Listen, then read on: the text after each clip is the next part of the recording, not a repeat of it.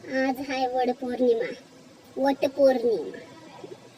तर म्हणत्यात 7 वडाला फेऱ्या मारलं का 7 जन्म तीच नवरा मिळते म्हणत्यात. पण बायकाच फेरे मारतात, नवरे मारत नाहीत.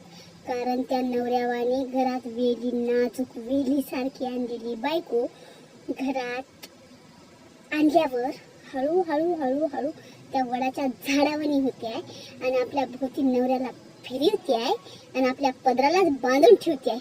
म्हणून नवरे काय करतात, फेऱ्या मारत नाहीत. जिंदगीभर त्यांच्या घरच्या वडालाच फेऱ्या मारतात की. म्हणून मग ह्या एक दिवशी बाया मारतात.